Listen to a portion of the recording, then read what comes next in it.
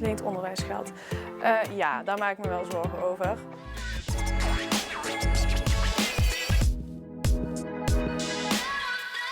Maak je je zorgen over geleend onderwijsgeld? Ik maak me zeker zorgen om geleend geld. Eerlijk gezegd niet, want ik val buiten de pechgeneratie, dus ik heb er eigenlijk geen last van. Ik maak me zorgen over mijn eigen geleende onderwijsgeld. Ja, daar wel over. Ja, toch wel een beetje. Dat bouwt zich natuurlijk op, die schulden. En ja, dat moet je toch op een gegeven moment allemaal terugbetalen. Ik heb best wel een grote studieschuld omdat ik particulier studeer. En dat is natuurlijk mijn eigen keuze geweest. Ik moet heel veel lenen en er zijn vast andere mensen die ook heel veel moeten lenen. Die er waarschijnlijk net hetzelfde over denken. Ik heb zelf een redelijk lage studieschuld. Maar als ik dan de verhalen van de mensen om me heen hoor, dan denk ik, daar zou ik ook heel erg mee zitten als ik hoor wat voor studieschuld zij hebben. Maar ik denk wel dat het voor veel mensen een enorme beperking kan zijn. Toen ik laatst het mailtje kreeg van je gaat rente op rente betalen, dan denk ik wel, oké, dat is vervelend.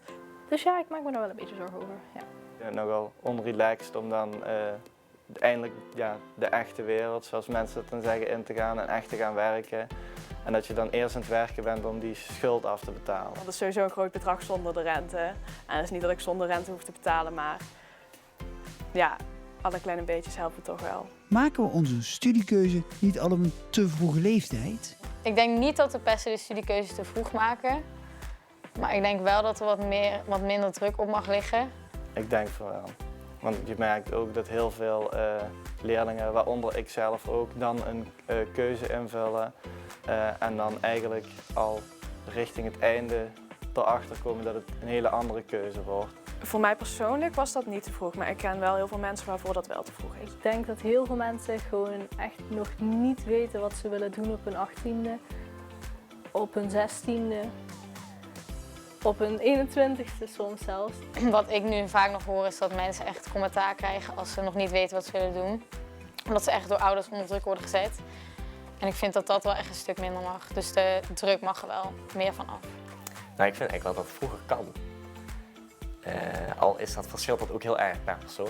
Nou, ik denk eerlijk gezegd van niet. Dat is ook zo'n discussie over de middenschool, of we niet mensen bij elkaar zouden moeten laten zitten. Maar ik denk eerlijk gezegd dat dat eigenlijk wel goed geregeld is. En ik vond juist dat het heel lang duurde voordat ik een beetje de vakken kon gaan doen en een beetje de hoek in wilde waar ik naartoe wilde gaan. Dus ja, voor mijn part mag het zelfs eerder. Een dilemma. Je hebt een pot geld. Dat gebruik je of om te investeren in het onderwijs, of om de rente af te schaffen op de studieschuld. Investeren in het onderwijs. Want ik vind het onderwijs nu sowieso heel ouderwets. Oh. En ik moet één van de twee kiezen. Omdat je dan sowieso heel veel qua ontwikkeling laat liggen, ook bij de nieuwe generatie. En de mensen die hebben geleend, die wisten wel dat ze gingen lenen. En geen investering in het onderwijs.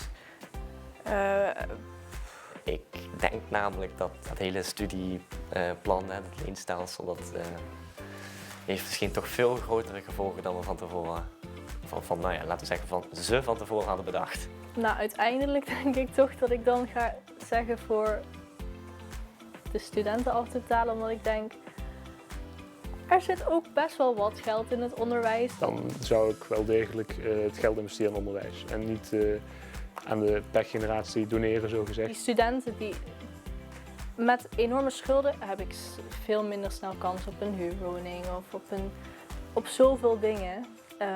Omdat ik altijd maar die schulden aan het afbetalen ben. Nee, dan zou ik toch zeggen wel nog investeren in het onderwijs. De pechgeneratie kan hopelijk toch nog wel in hun werkzame leven dat geld terugbetalen. Terwijl als ze niet investeren in onderwijs, het gaat natuurlijk ten koste van, ja, niet alleen, het gaat ten koste van het onderwijs van al die mensen die na hen komen. Dus dan denk ik toch wel dat het van belang is om te investeren in onderwijs.